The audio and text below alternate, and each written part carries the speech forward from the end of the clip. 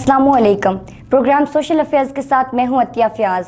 नाज़रीन, 31 साल बाद आज़ाद कश्मीर में बल्दियाती इंतखाबात और हुकूमतों के बदलते रवैये क्या वाकई मुंतखब होने वाले नुमाइंदे अवाम की खिदमत कर पाएंगे? क्या इख्तियारात निचली सतह पर मुंतकिल हो चुके हैं? अगर नहीं तो क्या रुकावटें हायल हैं? इस पर बात करने के लिए मेरे साथ मौजूद है मोहम्मद रमज़ान चुगताई। आप सीनियर सहाफ़ी भी हैं और मीरपुर में डिप्टी मेयर के फ़राइज़ सर अंजाम दे रहे हैं। अस्सलाम वालेकुम मोहम्मद रमज़ान चुगताई साहब, प्रोग्राम में खुशामदीद। वालेकुम सलाम जी। सबसे पहले ये बताएं कि अच्छी भली सहाफ़त कर रहे थे, आपको कैसे ख्याल आया कि बल्दियाती इंतखाबात लड़ा, जीता और डिप्टी मेयर बन गए? सहाफ़त से डिप्टी मेयर का सफ़र कैसे? देखें जी, मैं बुनियादी तौर पर एक सियासी कारकुन था।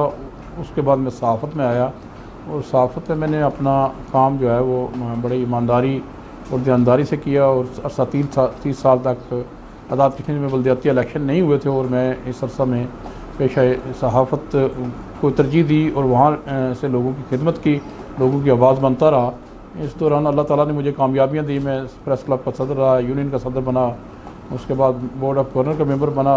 बहुत सारी अचीवमेंट मुझे मिली। मैं एक अखबार के आम वर्कर की हैसियत से आया था, फिर मैं अल्लाह ने मुझे तौफीक दी और मैं ब्यूरो चीफ बना, फिर अपना अखबार निकाला। ये बहुत सारी अचीवमेंट हैं जो मुझे सहाफ़त में मिली। अब चूँकि बल्दियाती इलेक्शन हुए और मैं चूँकि एक जैसे एरिया से तल्लक रखता हूँ, वहाँ गरीब लोग बसते हैं, मेहनतकश लोग हैं, तो मैं उनकी ये ख्वाहिश हमेशा रही कि मैं उनकी नुमाइंदगी करूँ और मैं करता भी रहा। तो इस बल्दियाती इलेक्शन में मैंने उनके इसरार पर बतौर उम्मीदवार कौंसलर हिस्सा लिया और अल्लाह ताला ने मुझे कामयाबी दी और मैंने अपने मुखालिफ उम्मीदवार पर 300 वोटों की बरतरी हासिल करके इस ऐवान में पहुँचा। और उसके बाद पार्टी के कायदीन और मकामी सियासी क़यादत जो है उन्होंने मुझे डिप्टी मेयर के अहदे के लिए टिकट जारी किया। पार्लिमानी बोर्ड था जो मीरपुर का, उसने मुझे डिप्टी मेयर के लिए नामज़द किया और मैं आज अल्लाह के फजल करम से और अपने वोटर्स जो गरीब लोग हैं उनकी दुआओं से यहाँ बैठा हूँ उनकी खिदमत के लिए। आपकी ज़िंदगी कामयाबियों का तसलसल है, आप अभी भी डिप्टी मेयर हैं।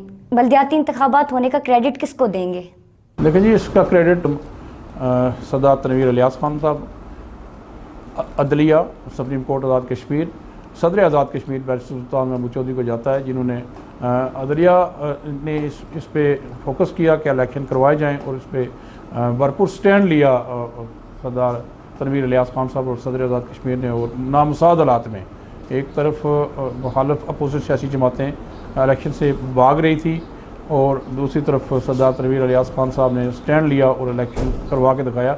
नामसाद हालात चूँकि सिक्योरिटी का बड़ा इशू था और उन्होंने 3 मरलों में आज़ाद कश्मीर के अंदर ये इलेक्शन करवा के दिखा दिया। जी, आपने अभी जिक्र किया और बल्दियाती इंतखाबात होने का क्रेडिट भी दिया। यहाँ पर ये शकूक व शुबात भी जन्म ले रहे हैं कि इख्तियारात की मुंतकिली मुकम्मल तौर पर नहीं हुई। आप इसके बारे में क्या कहेंगे? देखिए जी, इख्तियारात तो वाज़िया है कि एक कौंसलर के क्या इख्तियारात हैं, उसमें कोई अवाम नहीं है। उसके बाद मेयर डिप्टी मेयर के भी इख्तियारात मौजूद हैं, कोई इसमें ऐसी बात नहीं है कि इख्तियारात नहीं है। वो मराहत के हवाले से कह सकते हैं कि शायद इनको मराहत नहीं है, इनकी मराहत नहीं है। इख्तियारात तो जो भी फाइल नीचे से ऊपर आएगी वो मेयर उसको साइन करेगा तो वो आगे चलेगी। तो इख्तियारात का कोई इशू नहीं है, इख्तियारात के हवाले से मौजूद है, सारी चीज़ें मौजूद हैं। मराहत जो है वो इनकी नहीं है, तो इस ये भी हल हो जाएगी, कोई इशू नहीं है। इधर इलेक्शन हो गए हैं तो 32 साल पुरानी जो बात थी मराहत की वो है, तो उसमें भी इंशाअल्लाह अल्लाह ताला खैर के रास्ते अता करेगा, कोई ऐसी बात नहीं है। रमज़ान चुगताई साहब, अभी आप डिप्टी मेयर की पोजीशन पर हैं, तो आप ये बताएं कि मीरपुर में सफाई सुथराई का निज़ाम कैसा है? देखें जी, बल्दिया मीरपुर जो है, मीरपुर शहर के अंदर से सफाई के लिए भरपूर तरीके से हमारे कारकुन जो लोग हैं वो काम करते हैं। हमने थोड़ा सा इसको जदीद तरीके से करवाने की कोशिश की है कि जहाँ पे ज़्यादा ज़रूरत है वहाँ ज़्यादा फोकस किया जाए और हम रोज़ाना की बुनियाद पर 60-70 टन या इससे ज़्यादा कचरा जो है शहर से उठवाते हैं। और फ़िलहाल कचरा डिस्पोज़ल करने का कोई यूनिट हमारे पास नहीं है, उस पर भी इंशाल्लाह काम हो रहा है और जल्द हम उस पर वर्किंग हालत में ले आएंगे उसको, और यहाँ पे जो उठाया जाने वाला कचरा है वो किसी जगह इस्तेमाल में लाया जाएगा। अच्छा डिप्टी मेयर साहब, ये कचरा क्या डैम में जमा हो रहा है? इसको कहाँ डिस्पोज ऑफ किया जा रहा है? एक खुली जगह पे इंडस्ट्री एरिया के साथ वहाँ किया जाता था पहले भी कई सालों से, और हम भी वहीं डंप कर रहे हैं। और फिर इंशाल्लाह जल्द हम इस पे काम कर रहे हैं और कचरे को ठिकाने लगाने के लिए इक़दाम करेंगे। अच्छा, मीरपुर में सेवरेज के प्रोजेक्ट पे काम नहीं हो सका, मुख्तलिफ इलाकों में सेवरेज के प्रोजेक्ट पे काम नहीं हो रहा, इसके लिए क्या मनसूबाबंदी है? देखिए, इसमें सेवरेज के हवाले से खासी परेशान कुन सूरत है। मीरपुर का सीवरेज सिस्टम था जो ये 1965 में जब ये शहर बनाया गया, उस वक्त वापडा ने ये शहर डिज़ाइन किया था, चूँकि पुराना शहर डैम में आ गया था और नया शहर वापडा ने डिज़ाइन किया, और वापडा ने 1965 की जंग का बहाना बना के यहाँ से अपना बोरिया बिस्तर लपेट लिया और अधूरे और नामुकम्मल सीवरेज निज़ाम को हमारे वाले किया गया था उस वक्त। तो आज चूँकि उससे कई गुना आबादी बढ़ चुकी है, शहर के उस वक्त 30,000 की आबादी के लिए डिज़ाइन हुआ था और आज ये शहर 3 लाख की आबादी को टच कर रहा है और यहाँ बड़े प्लाजे, स्कूल, यूनिवर्सिटियाँ, कॉलेज कायम हैं। तो इसका सीवरेज निज़ाम जो है वो नाकाफ़ी है, और उसमें सीवरेज का जो है निज़ाम है, इसमें भी चूँकि 2 बार जो ज़ल्ज़ला आया, 8 अक्टूबर 2005 का ज़ल्ज़ला आया और फिर 29 सितंबर को जब ज़ल्ज़ला आया था उसके भी के बाद इसका अंदरूनी ज़मीन डैमेज है और इसको काफ़ी जगह से ब्लॉकेज होती है। और हमारे पास 1975 के डिज़ाइन करदा शहर, 1965 के डिज़ाइन करदा शहर और 1975 की तख्लीक़ इस्लामिया के मुताबिक सिर्फ 15 लोग हैं इस निज़ाम को दुरुस्त करने के लिए। लेकिन इसके बावजूद जहाँ भी शिकायत, हमने शिकायत सेल बनाया हुआ है, जहाँ भी शिकायत मिलती है उसको फौरी तौर पर अमल दरामद करवाते हैं और सीवरेज के निज़ाम को बहाल करने की कोशिश कर रहे हैं। मुश्किलात बहुत हैं हमारे स्टाफ के लिए, नाकाफ़ी स्टाफ है और उस पर हम काम जो दस्तयाब स्टाफ है उस पर हम काम कर रहे हैं। सीवरेज के लिए बहुत बड़ा सरमाया दरकार है, इसका हल कैसे होगा? देखिए, यहाँ पे एक सेकंड प्रोजेक्ट जो है वो जब ये शहर दूसरी बार इस अप्रेजिंग हुई पानी की, तो एक PMU जो है उसके ज़ेरे तमाम सीवरेज सिस्टम बचाया जाना था। अरबों रुपये के फंड्स भी मौजूद थे, लेकिन वो भी काम अभी तक अधूरा और नामुकम्मल है। वो काम अगर मुकम्मल हो जाता है तो फिर हमें सीवरेज को इनका जो ज़रूरियात हैं लोगों की वो पूरी हो जाती है। फंड्स जो आप बता रहे हैं ये लगे नहीं, कम लगे या करप्शन की नज़र हो गए? कुछ ये कह सकते हैं करप्शन की नज़र हो गई और कुछ फंड्स जो है वो इसमें लगे हैं शहर के अंदर, लेकिन वो सीवरेज मुकम्मल नहीं हुआ, उसका किसी जगह वो कंप्लीट नहीं है।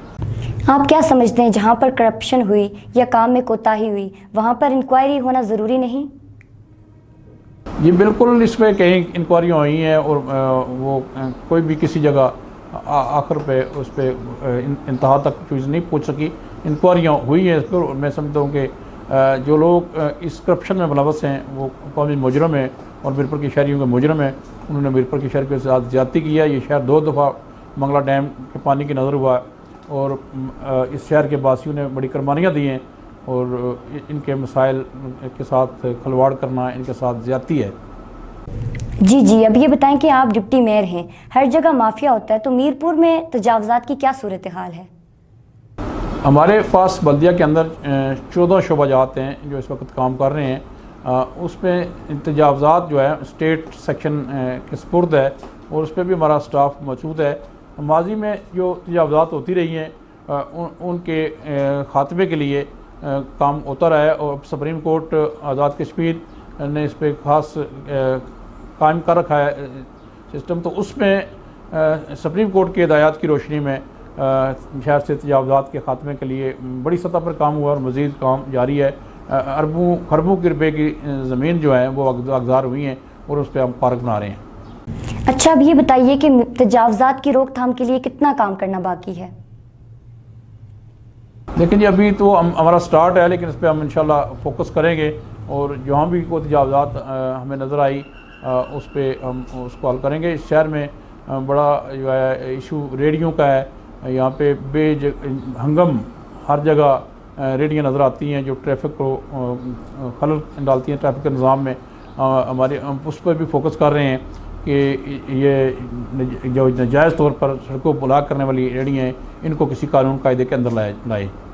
अच्छा, मुजफ्फराबाद में ज़मीन की खरीदो फरोख्त और मकान की तामीर के लिए NOC बल्दिया उज़्मा जारी करता है, क्या मीरपुर में भी यही कानून? इस तरह का कोई इशू नहीं है मौजूद। NOC तो मेरे ख्याल में हम कोई किसी किस्म का नहीं देते।